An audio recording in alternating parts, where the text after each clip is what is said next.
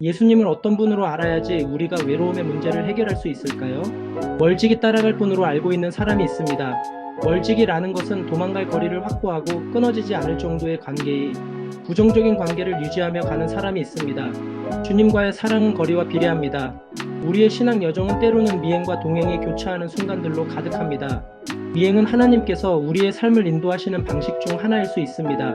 때로는 우리가 그분의 뜻을 정확히 알지 못하고 그분의 발자취를 뒤따라가며 무엇을 해야 할지, 어디로 가야 할지 모르면서도 그 길을 따라가게 됩니다. 그 길이 고난의 길일 수도 있고 우리가 예상하지 못한 변화가 일어나는 순간일 수도 있습니다. 그럼에도 불구하고 하나님은 우리에게 그 길을 걸어갈 수 있는 믿음을 주시며 결국에는 그 길이 우리를 성장시키고 더 깊은 신앙으로 인도하십니다. 반면 동행은 우리가 하나님과 함께 걷는 것을 의미합니다. 하나님은 단지 멀리서 우리의 길을 지켜보시는 분이 아니시며 우리와 항상 함께 하기를 원하십니다. 하나님은 우리가 기쁠 때도 슬플 때도 두려워할 때도 확신이 없을 때도 우리와 함께 걸어가십니다. 동행은 신앙의 진정한 의미를 잘 보여줍니다. 하나님은 우리가 외로워지지 않도록 우리가 어디에 있든지 함께 하시며 우리의 모든 순간을 지켜보시고 인도하십니다. 미행과 동행은 때로 혼동될 수 있습니다.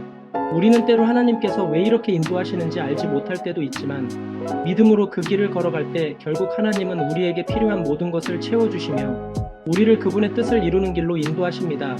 신앙의 길은 때로는 불확실하지만 결국 우리가 하나님과 동행하는 길임을 믿고 나아가는 것입니다. 따라서 신앙의 여정은 미행과 동행을 동시에 겪는 과정입니다. 하나님께서 우리의 발걸음을 인도하시고 우리는 그분과 함께 걸어가며 그분의 뜻을 따르며 살아갑니다. 우리가 미행의 길을 걸을 때조차 하나님은 결코 우리를 놓지 않으시고 함께 동행하시며 우리의 삶을 채워가십니다. 미행과 동행을 가룟 유다와 베드로를 통해 설명해 보겠습니다. 두 인물은 예수님과의 관계에서 매우 다른 길을 걸었지만 신앙의 여정에서 각기 다른 의미를 지닌 중요한 교훈을 제공합니다. 그들의 삶을 통해 우리가 어떻게 신앙을 살아가야 할지 생각해 볼 수 있습니다. 가룟 유다는 예수님과 함께한 제자들 중 하나였지만 그의 신앙 여정은 미행의 길이라고 볼 수 있습니다. 유다는 처음에는 예수님을 따르며 제자들 중 하나로서 동행했지만 그가 예수님을 따라가는 동안 그의 마음은 점차 변질되었습니다. 예수님을 따르는 듯 보였으나 내면에서는 점점 더 자신의 이익과 욕망에 빠지게 되었습니다. 유다는 예수님과 함께 걸었지만 그의 믿음은 진정한 동행이 아니었습니다. 그는 예수님의 가르침과 사랑을 따르기보다는 예수님을 이용하려 했고 결국 예수님을 은 30에 팔아버리게 되었습니다. 유다가 걸었던 길은 미행의 길이었는데 그는 예수님의 발자취를 뒤따르면서도 진정으로 그분과 동행하지 않았고 결국 신앙의 길에서 벗어나게 되었습니다. 미행은 그저 따라가는 것처럼 보이지만 그 속에는 진정한 신뢰와 사랑이 결여되어 있습니다. 유다는 예수님을 따르지만 그 관계는 의심과 이기적인 마음으로 얼룩져 있었습니다. 결국 그의 선택은 배신과 절망으로 이어졌습니다.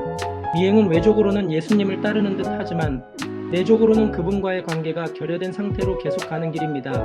반면 베드로는 예수님과 진정으로 동행한 인물입니다. 베드로는 예수님을 따르며 많은 약속과 고백을 했습니다. 주님, 저는 절대 주님을 부인하지 않겠습니다 라고 말했지만 예수님이 고난을 겪으실 때 3번 부인하는 실수를 범하기도 했습니다. 그러나 베드로의 신앙은 단지 완벽한 것이 아니었습니다. 그의 신앙 여정은 때로 실수하고 넘어지기도 했지만 그것이 결국 그를 성장하게 했습니다. 베드로는 실패와 고백을 통해 예수님과의 깊은 관계를 더욱 확립해 나갔습니다. 그의 삶에서 중요한 점은 그가 실패했을 때에도 예수님과 동행을 멈추지 않았다는 것입니다. 베드로는 부인 후 예수님께서 그를 용서하시고 회복시켜 주셨을 때 더욱 확고한 믿음을 가지고 예수님의 사역을 이어갔습니다. 동행은 단순히 예수님을 따르는 것이 아니라 그분과의 깊은 관계를 통해 살아가는 것입니다. 베드로는 예수님과 함께할 때 비로소 변화되고 그의 삶은 결국 하나님의 뜻을 이루는 중요한 도구가 되었습니다.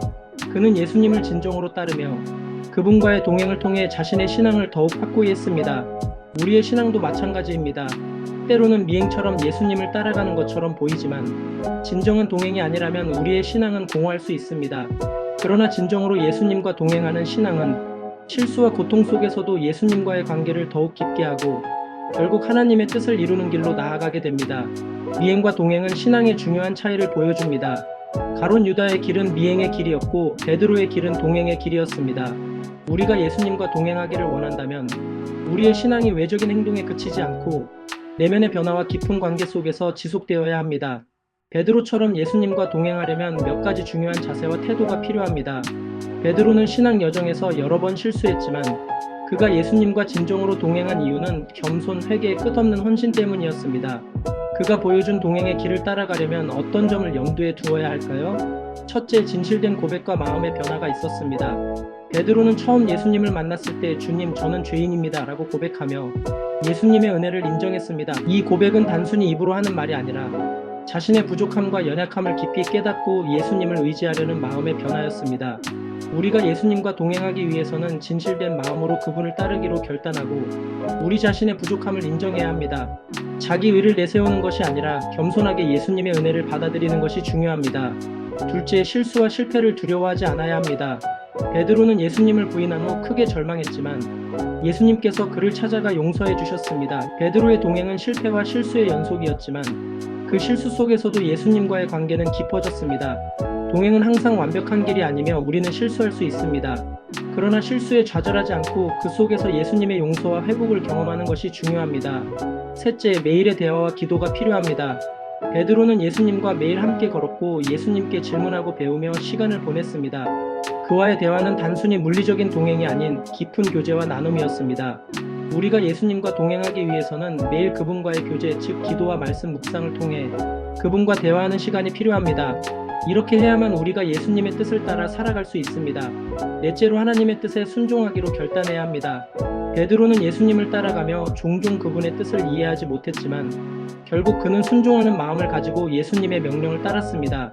예수님께서 물 위를 걸으라고 하셨을 때 그는 믿음을 가지고 그 명령을 따랐습니다. 예수님과 동행하려면 그분의 뜻에 순종하는 마음이 필요합니다. 순종은 때때로 이해할 수 없고 어려운 일이지만 그 속에서 하나님께서 이루시는 뜻을 신뢰하며 따르는 것이 동행의 핵심입니다. 다섯째, 사랑과 헌신의 삶으로 나타납니다. 예수님께서는 베드로에게 너는 나를 사랑하느냐? 라고 3번 물으셨고 베드로는 그 사랑을 고백하며 다시 한번 예수님을 따르기로 결단했습니다. 예수님과의 동행은 사랑과 헌신의 관계입니다. 우리가 예수님을 사랑하고 그분을 위해 살아가겠다는 결단이 있을 때 진정한 동행이 시작됩니다. 사랑은 단지 감정에 그치는 것이 아니라 행동으로 나타나는 것입니다. 마지막으로 베드로는 끝까지 믿음을 지켰습니다. 베드로는 결국 초대교회의 지도자가 되었습니다. 그는 예수님을 따르며 여러 어려움과 고난을 겪었고 그 과정에서 믿음을 굳건히 지켰습니다.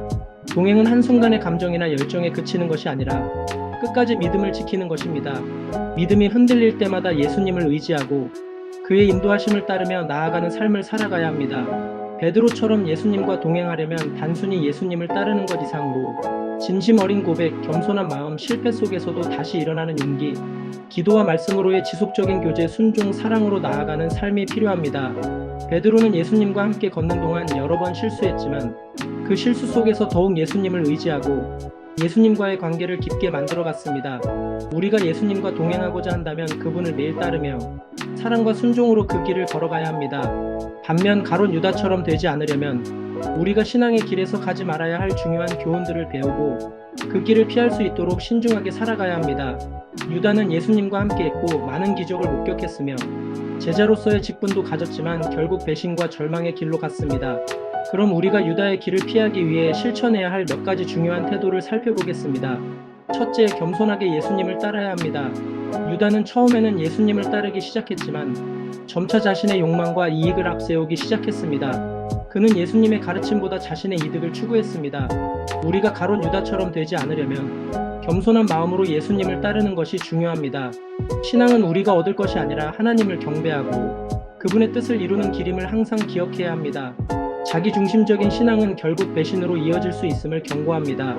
둘째, 진정한 믿음과 관계 맺어야 합니다.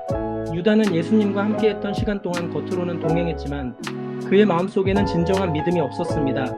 예수님과의 진정한 관계가 없으면 우리의 신앙은 형태만 남게 되고 결국 그 관계를 떠나게 됩니다. 신앙은 단지 외적인 행동이 아니라 깊은 교제와 마음의 변화입니다. 예수님과 깊은 관계를 맺고 그의 뜻을 따르며 살아가려는 진지한 의지가 있어야 합니다. 세 번째, 욕심과 이기적인 마음 경계해야 합니다. 유다의 큰 문제는 자신의 욕심과 이기적인 마음이었습니다. 그는 예수님을 배신하고 은 30의 그분을 팔았습니다. 신앙생활을 하면서 물질적 유혹이나 자아 중심적인 욕망에 빠지지 않도록 항상 마음을 살피고 하나님의 뜻을 우선시하는 삶을 살아야 합니다. 하나님을 섬기고 이웃을 사랑하는 데 집중하며 물질적인 것에 지나치게 의존하지 않도록 노력해야 합니다. 네 번째, 회개와 용서를 구하는 마음 가져야 합니다. 유다는 예수님을 배신한 후 후회했지만 그 후회가 진정한 회개로 이어지지 않았습니다. 그는 자신을 끝까지 용서하려는 예수님의 은혜를 받을 기회를 놓쳤습니다.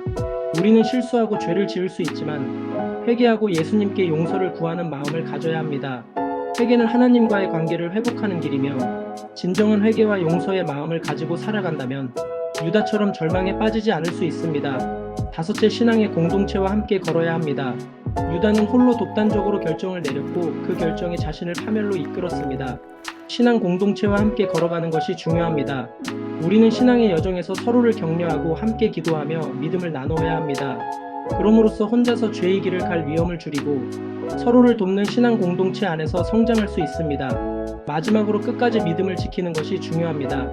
가룟 유다는 예수님의 고난과 죽음을 맞이하기 전에 결국 그를 배신하게 되었고 그 후에 절망의 끝에 이르렀습니다. 우리가 유다처럼 되지 않으려면 어떤 상황 속에서도 믿음을 지키고 예수님을 신뢰하는 자세를 가져야 합니다. 어려움이나 시험이 올 때 예수님을 떠나지 않고 그분을 의지하면서 끝까지 믿음을 지키는 것이 중요합니다. 가룟 유다처럼 되지 않으려면 겸손하게 예수님을 따르고 진정한 믿음으로 그분과 관계를 맺으며 자신의 욕심과 이기적인 마음을 경계해야 합니다. 또한 회개와 용서를 구하는 마음을 잃지 않고 신앙 공동체와 함께 믿음을 지키며 끝까지 예수님을 신뢰하는 삶을 살아가는 것이 중요합니다. 유다의 길은 자기중심적이고 예수님과의 관계를 배반하는 길이었지만 우리는 그와 반대로 예수님과의 깊은 관계를 통해 진정한 신앙의 길을 걸어가야 할 것입니다.